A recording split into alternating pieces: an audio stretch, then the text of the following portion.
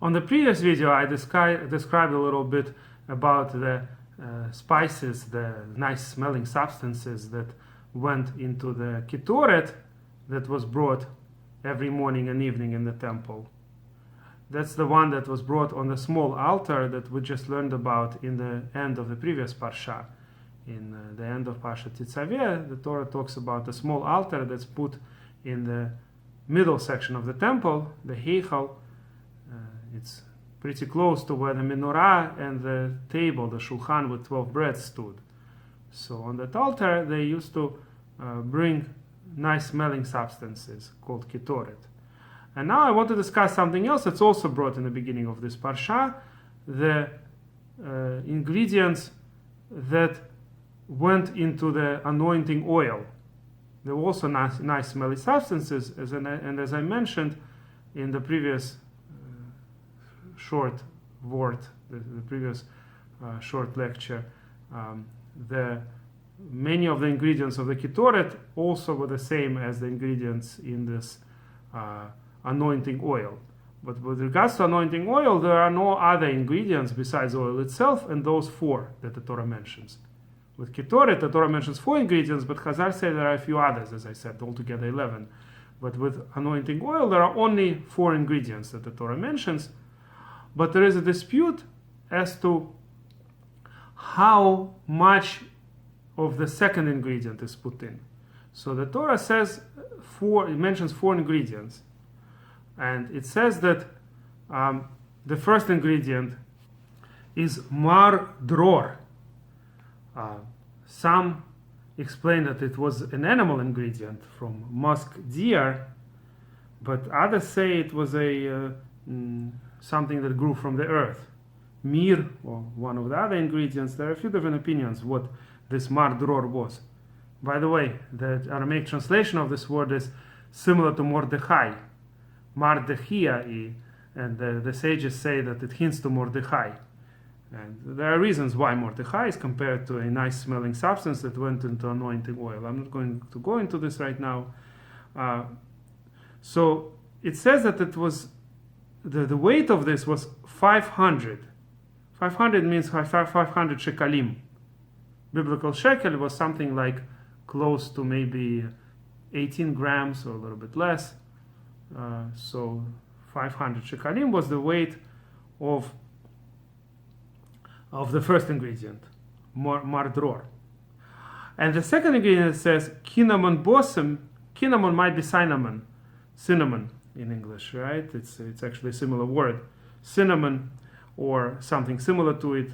Different opinions again about most of these ingredients. So cinnamon besem, it says machatzito chamishim u'matayim. Half of it is 250. So the Babylonian Talmud translated this to mean that it was measured twice by 250, meaning its total amount was also 500, but it was measured twice.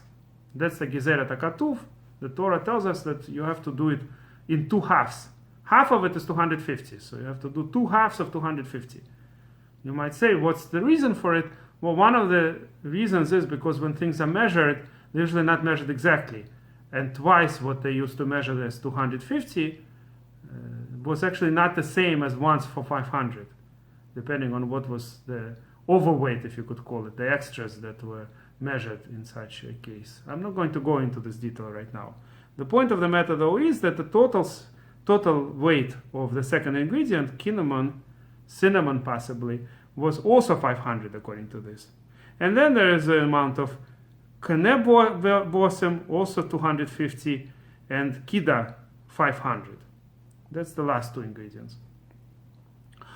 What's interesting is that the Jerusalem Talmud, the Yerushalmi so-called, does not hold like that at all.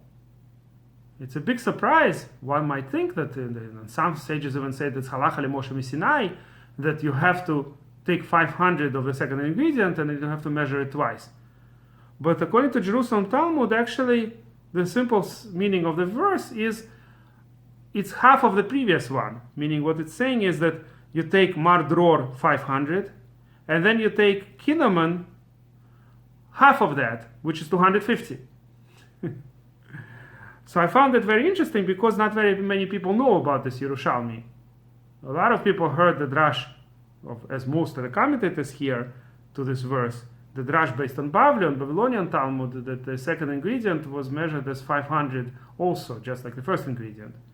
And very few people heard the Yerushalmi that it's actually, that the second ingredient is 250.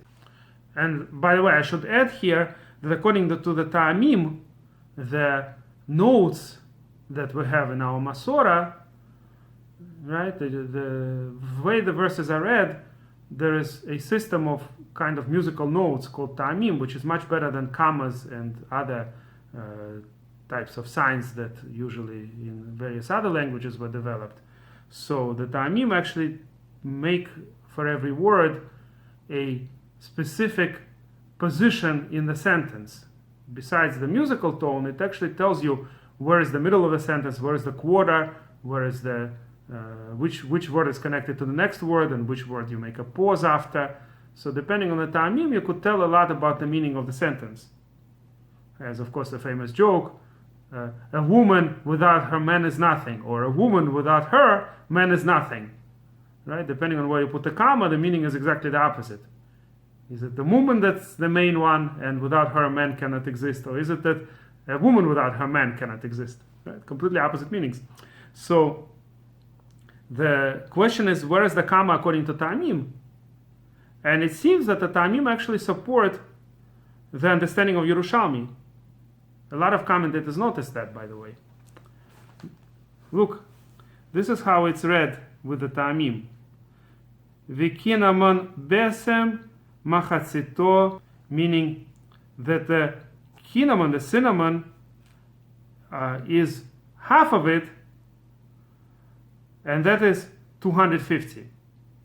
If, however, the comma would be put before that, then it would sound like the Babylonian Talmud's interpretation. Something like V'kinamon besem, here would be the comma. It wouldn't connect to the next word. Machatzito chamishim u'ma'atayim. It's half, the half of that besem is 250. And on this I'm going to end for today. And if you like this video, please press like and please subscribe to our channel.